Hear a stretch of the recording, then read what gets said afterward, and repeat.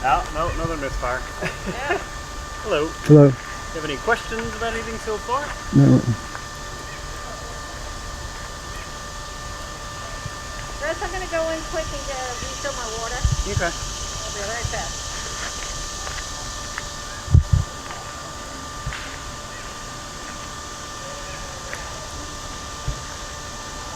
Right now I'm just using our little kitchen space, a little extra fire here to work on actually reconditioning my hunting bow a little bit.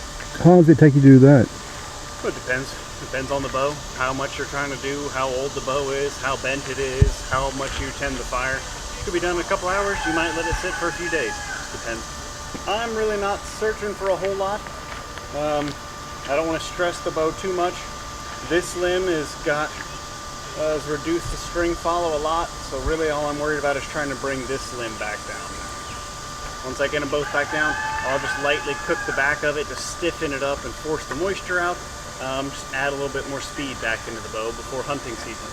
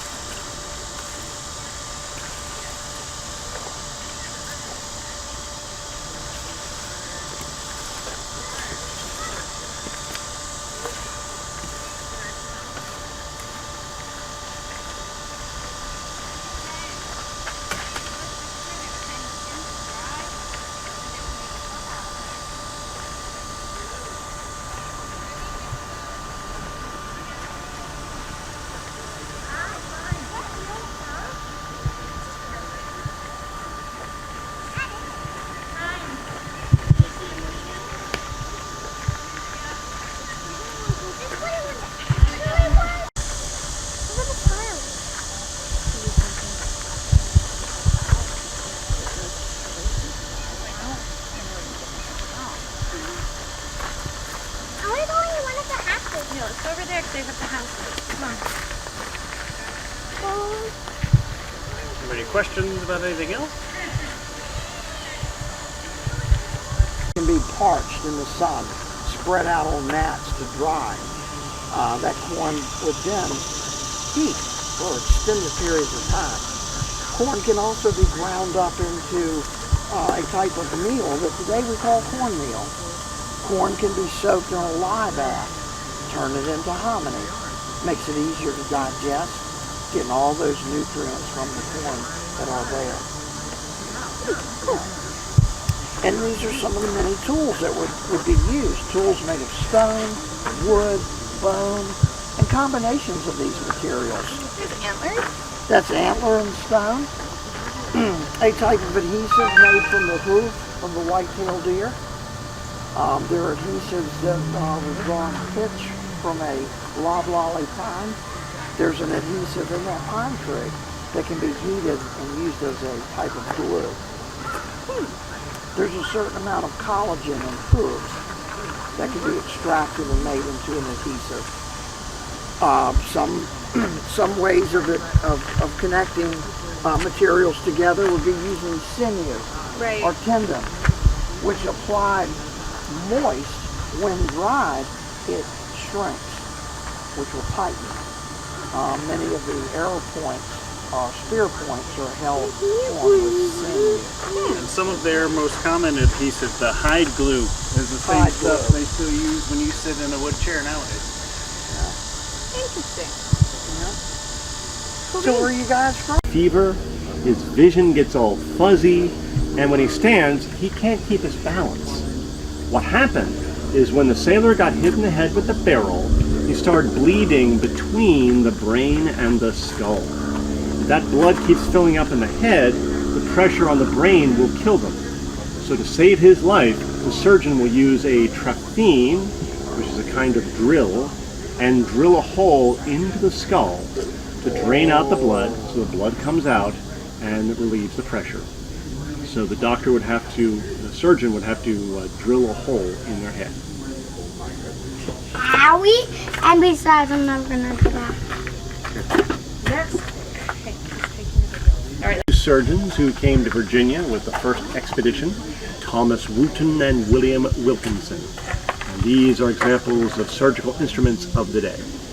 So for example, if during a military training exercise there's an accident and a patient gets shot, the surgeon will need to use a probe and locate the bullet, then use a pair of forceps to reach in and extract it.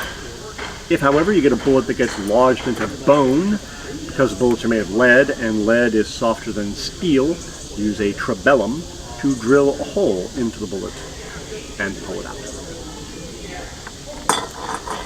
Loads of fun. Yep. Well, if you wanted to have fun, you shouldn't have gotten shot. Yeah. So normally you would need to wash out the wound, sew it up, and apply a salve, a bandage that has been soaked in wine or vinegar or something similar. If you get a particularly bad wound, it may be necessary to also apply heat to the wound with a cauterizing iron. It's brutal, but it works. All right. All without anesthesia. Well, the closest thing you've got in this time period is laudanum. Laudanum is a drink made of opium. If you're on laudanum, you're going to be put into a state where you don't know or care what's happening here. You're going to be high as a kite. Now, of course, in a place like Jamestown, like everything else, it's going to be in a limited supply at a time, so surgeons are going to have to be picky about how severe a case is before they administer laudanum. But if you have a patient who is facing an amputation and laudanum is on hand, they're going to be glad you have it. Oh, shit.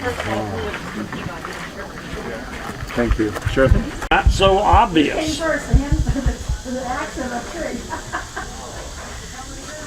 So James Reed, the blacksmith, he's just a repairman. My hammers here would have been made by a hammersmith.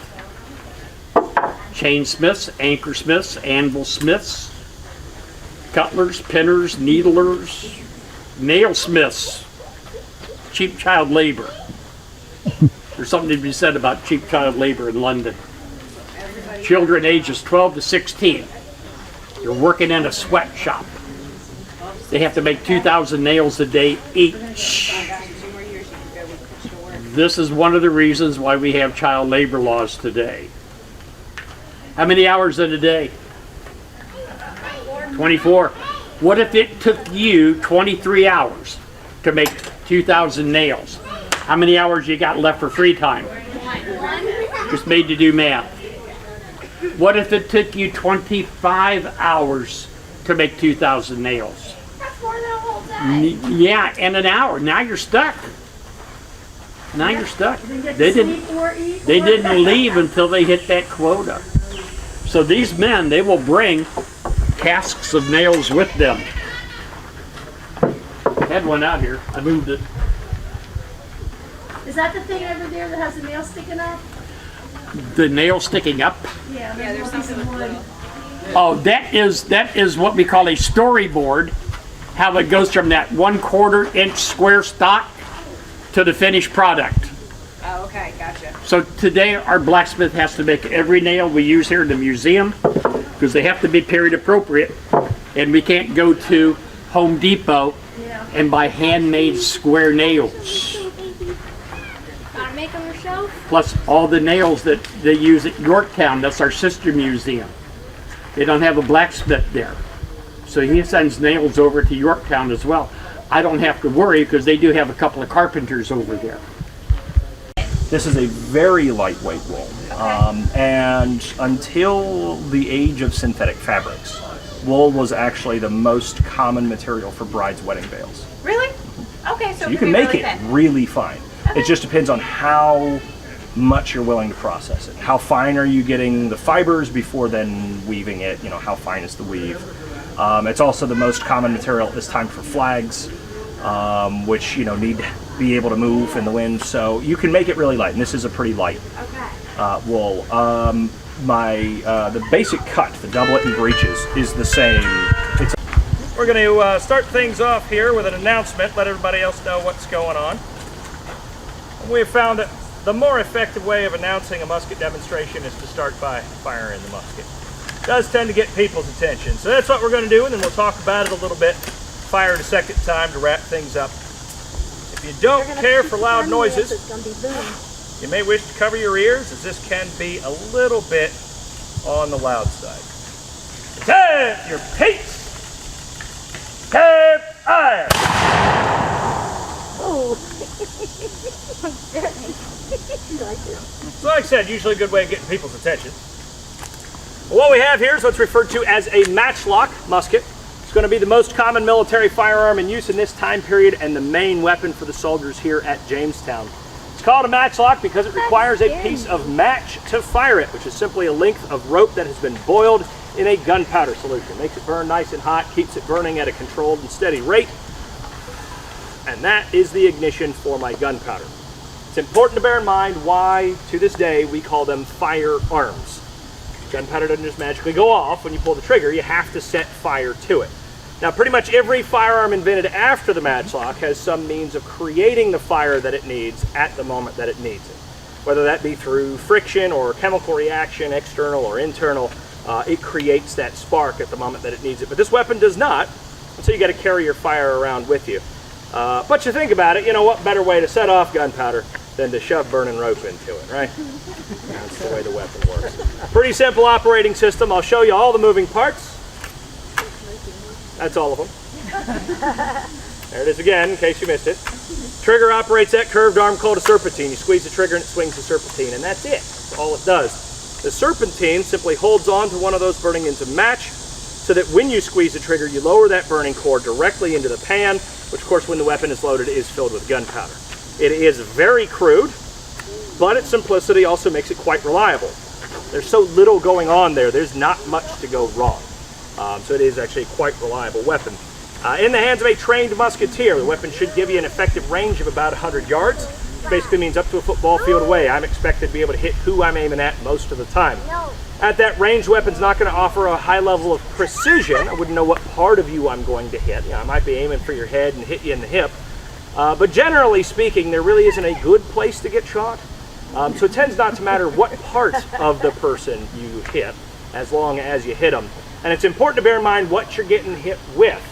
This is a weapon that's engineered for use on the battlefields of Europe. It's meant for use against heavy infantry and cavalry, which means it has to be able to defeat armor and horses. So it's an armor-piercing, horse-dropping weapon. Just shooting a plain old human, you can imagine, it's going to do quite a lot of damage. It's important to bear in mind that armor has shared the battlefield with gunpowder for a couple of centuries by this point. So by 17th century standards, a lot of the armor you're going up against is meant to be bullet resistant. So this weapon now has to deal with that. In order to deliver the power it needs to achieve those goals, muskets at this time typically fire a minimum of 1/12 of a pound of lead per shot in order to be considered a musket, not some lesser class of firearm. That's going to equate to a round that's about 73 caliber or larger. As far as bullets go, that's a hefty bullet. That's going to exit that weapon moving close to the speed of sound, 800 to 1,000 feet per second. As far as black powder goes, that's high muzzle velocity. And all that adds up to a lot of kinetic energy, which again, is not picky.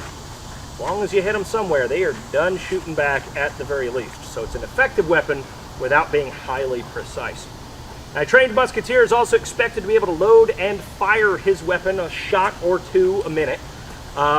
It's a lot to get done to prepare this weapon for the next rate of fire, so getting it done once or twice a minute is moving pretty quick, but it's not a high rate of fire, obviously, which is why this is very much a teamwork-oriented weapon. You're going to be going out with a large group of people, several ranks or rows of soldiers deep in an organized block formation. And as you fire, those ranks are being rotated to bring those who have finished reloading back to the front. With a sufficiency of ranks, at least 5 or 6 ranks, if not more, rotating quickly, the unit should be able to fire as often as 10 volleys in a minute, while each individual is only firing once or twice in a minute. So teamwork is key to make this an effective weapon system. Now the ammunition for reloading the musket is going to be carried here in the bandolier. I'm going to walk you through the process once without gunpowder just to show you how it all works, and then we'll load it up and fire it again. You're going to start by first priming the pan at the rear of the weapon. Priming powder is carried in its own container called the priming flask. You're going to put a little bit of that powder into the pan. Close the pan cover so the powder stays put. Make sure there's no excess powder outside the pan that could cause the weapon to go off early. Cast it about. Each one of these little wooden bottles called chargers carries just enough gunpowder to propel one bullet, measured out ahead of time, so you don't have to worry about fiddling around with a measurement while people are trying to kill you. Pop the top off and dump the powder down the barrel. Draw a musket ball from the pouch on the hip, Drop that in on top of the powder. Use that scouring stick to push that tight-fitting lead ball down to the breech. Seat it tightly against the gunpowder. Return the scouring stick. Recover the weapon. Make sure that match is burning nice and hot. Fix it into the serpentine. Check to make sure it's going to land in the correct position. And then open the pan, exposing the powder. Aim the weapon and squeeze the trigger, lowering the match into the pan. The moment that ember touches the priming powder, the powder is ignited. The flash travels through a small hole called a vent, ignites the main charge, which then sends the ball on its way. And all of that, again, in well under a minute is what's the expectation at the time. To simplify all of that, essentially what you're doing is putting a little bit of gunpowder in the back, more gunpowder in a bullet down the barrel, and stick and burn and rotate. Pretty straightforward, right?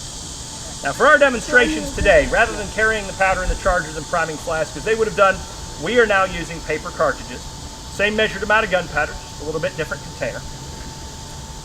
Loading process is going to work the same way with a little bit of powder in the pan. The rest of the powder down the barrel. I will not be using a musket ball today, since obviously a bullet would be a little hazardous in the middle of a museum. That's one of the advantages for us using that paper cartridge. The empty paper gives me something now to ram in on top of the powder instead of the musket ball to keep everything compacted down at the breech. With the match set, the weapon is now ready to fire. And again, if you don't care for loud noises, you may wish to cover your ears. Present your piece! Stand fire! He looks like Flick. He's like, All right. Well, that concludes our demonstration of the Matchlock. I'd like to thank everybody for coming out to see us today. If you have any quick questions about anything, I'll be happy to answer them for you. This part of Virginia, the famous Virginia ham, is a combination of using smoke and salt to give a flavor profile. It's one of the things you like it or you don't. How many of you tried Virginia ham?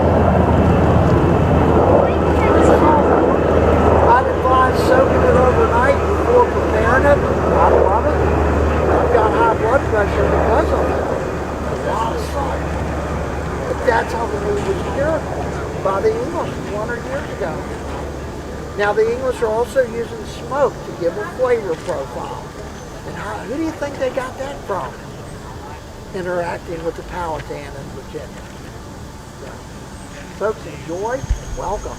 If you have any questions, feel free to stay by.